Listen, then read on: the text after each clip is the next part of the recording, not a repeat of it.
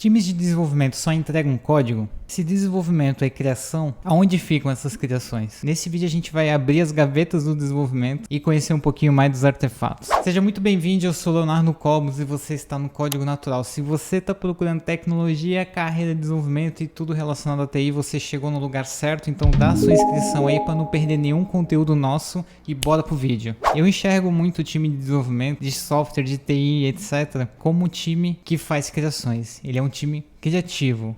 As pessoas trabalham em grupo para criar alguma coisa. Apesar de às vezes a gente achar que o desenvolvedor é quem realmente faz a criação e que tem toda a lógica, quando a gente pensa em artefato, a gente está pensando naquilo que o time entrega, naquilo que o time produz. Ele pode produzir uma análise, que pode ser simplesmente um texto jogado em qualquer lugar, com um link que é compartilhável entre os desenvolvedores. Isso não é diferente de gerar um aplicativo, disponibilizar na internet e passar para as pessoas. A gente pode estar gerando documentações que podem ser ou não versionadas. Tipo, às vezes a gente pensa, o arquiteto não faz muita coisa, né? Só fica fazendo desenho, mas aquele desenho, aquele fluxo de integração de código, como as coisas se conectam, isso também é uma entrega, isso também é um artefato, isso ajuda o time. E também o artefato é aquilo que a gente entrega para o nosso cliente final, que pode ser o nosso software, né? Pode ser o executável, pode ser uma URL web que a gente passa para o cliente, que ele conecta lá e ele faz as operações no sistema. Pode ser uma imagem Docker que a gente disponibiliza para algum time, pode ser uma biblioteca. Então aqui a gente consegue enxergar que tem dois tipos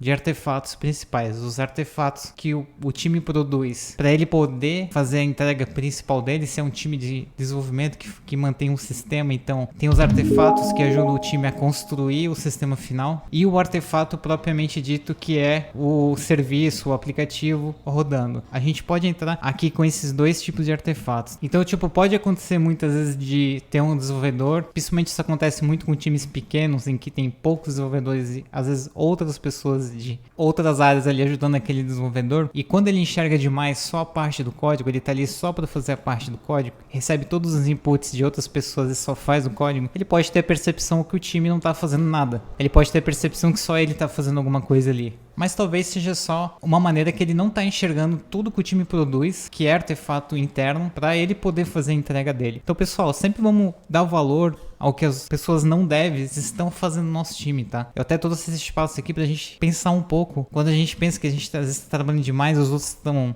sei lá, fazendo qualquer outra coisa que a gente acha que não estão ajudando, vamos tentar entender que tipo de coisa eles estão produzindo. Será que eles estão produzindo coisas para ajudar o nosso trabalho? Isso também deveria ser visto com bons olhos, tá? E às vezes é uma falta nossa, do nosso time, de não enxergar tudo aquilo que ele produz. Porque às vezes se a gente pegar um exemplo de um engenheiro aí, tipo civil e etc, às vezes ele precisa montar uma ferramenta para poder fazer o edifício dele, alguém precisa inventar um andaime para o cara poder subir lá em cima. O andaime não é parte do prédio, mas ele é necessário para a pessoa ir lá e levantar aquele prédio. Então, vamos começar a dar valor a todos os artefatos que são produzidos no nosso time. E se a gente não dá esse valor, é talvez porque a gente não sabe muito bem transmitir, documentar, mostrar essas entregas, porque é muito mais fácil mostrar um sistema rodando do que todos aqueles inputs que o time criou para ele produzir aquele trabalho. Então pode ser uma falha do próprio time não valorizar as criações internas para ele mesmo. E até queria que você deixasse um comentário aqui se o seu time tem o hábito ou não de organizar bem todos os artefatos que não são o código, tá? Que são produzidos. E se você enxerga isso de uma maneira bem fácil e acessível no seu time.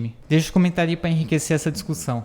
Eu queria tocar nesse assunto de repositório de artefatos. Eu queria explicar aqui o que é isso, tá? Essa é a gaveta onde a gente coloca todas as nossas entregas, digamos assim, nosso software, nossos aplicativos e etc. E, gente, um repositório de artefato, ele nada mais é que uma pasta que tem uma etiqueta lá com o nome do que é. Então, vamos supor que o nosso sistema seja pagamentos. Tem uma pastinha chamada pagamentos. Dentro dessa pasta vão ter várias versões.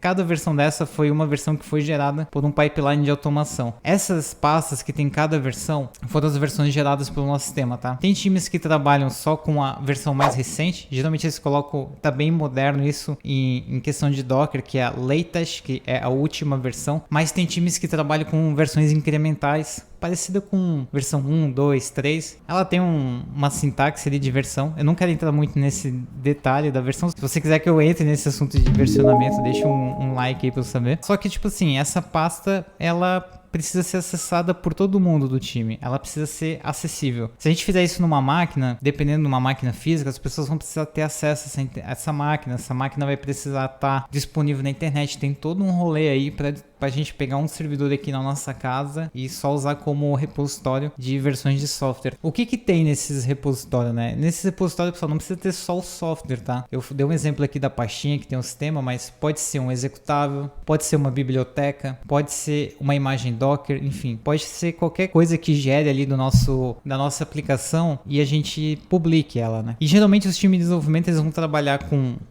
um repositório interno e um repositório externo /público. Esse repositório externo /público, pessoal, a maioria das tecnologias modernas de desenvolvimento, geralmente associadas às linguagens de programação, elas já possuem sites públicos que a gente pode hospedar nossas bibliotecas, nossas imagens Docker. Então, o Docker, por exemplo, oferece o Docker Hub, o Python, o PyPy, o .NET tem o Nugget. Então, cada tecnologia tem o seu sitezinho público que você pode ir lá e publicar as suas versões. Só que quando a gente fala de empresa, geralmente a gente vai ter que ter uma ferramenta interna que não pode ser acessado por todo mundo, porque tem propriedade intelectual, tem toda a questão ali de informação sigilosa da empresa que a gente precisa preservar. Nesse caso, a gente geralmente vai trabalhar com o repositório interno, que vão ter as coisas que são produzidas pelos times da empresa, bibliotecas compartilháveis, etc. Então, o repositório de artefato dentro da empresa, o interno, ele tem muito valor e às vezes é difícil entender tudo que tem lá dentro e mais difícil ainda ver pessoas cuidando bem daquilo, organizando aquilo de uma forma bem bonitinha, bem organizada. Então, é uma coisa que às vezes a gente só publica e esquece lá. E para dar um exemplo aqui de uma ferramenta bem popular de artefato, a gente tem o Nexus. Começou no começo ali como repositório de Java, bem orientado às linguagens ali da JVM, mas atualmente ele já engloba quase todos os principais repositórios aí do mercado de tecnologia moderna. Então ele agrupa todos os repositórios de artefatos de cada tecnologia dentro dele. Então quando tu acessa o Nexus, tu acessa a visão do Nexus, porém ele vai converter o Python para a visão do Nexus, o .NET para a visão do Nexus, o Docker para a visão do Nexus, enfim. Ele vai ter o layout dele igual para todo mundo. E lá dentro a gente consegue acessar todas as versões do sistema, a gente consegue saber tudo que foi publicado. Então, geralmente tem a ferramenta lá de entrega contínua, ela fica fazendo build a cada alteração e geralmente a versão ela é publicada nesse Nexus ou num artefato interno que a sua empresa tenha, né? Se não usa o Nexus, pode estar usando o software proprietário ou também outras ferramentas do tipo. Então é aqui que a gente guarda as nossas versões, é aqui também que a gente diz como é que esse versionamento vai funcionar, se ele vai ser sempre a última versão, se ele vai ser um versionamento incremental. A gente pode escolher essas versões, a gente pode baixar local, enfim. O grande lance é que é aqui nesses repositórios que a gente pode acessar diretamente os artefatos que o nosso time de desenvolvimento está fazendo continuamente. E estando no repositório de artefato, isso é bom porque permite automação. Então, como o dado é salvado, disponibilizado numa URL, qualquer sistema com autenticação pode acessar ali pela empresa. A gente pode estar compartilhando isso com os outros times. Se a gente fizer uma boa documentação do nosso sistema, se a gente fizer um conteúdo pesquisável ali para poder acessar essas coisas dentro do nosso ambiente de trabalho, os outros times podem chegar nesse repositório, baixar a nossa lib, o nosso sistema, enfim, e testar as coisas no ambiente local deles. Então, é mega importante que a gente tenha repositório de artefatos acessíveis para todas as pessoas da empresa e se a gente não tiver, é uma coisa que a gente deveria estar buscando, tá? Porque facilita bastante o nosso trabalho. E também tem,